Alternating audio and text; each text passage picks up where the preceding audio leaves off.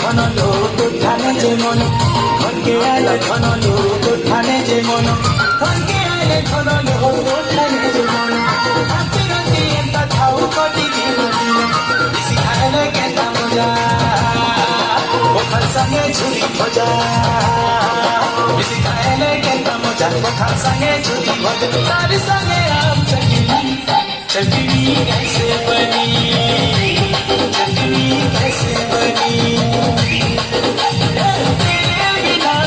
सजनी चटनी कैसे बनी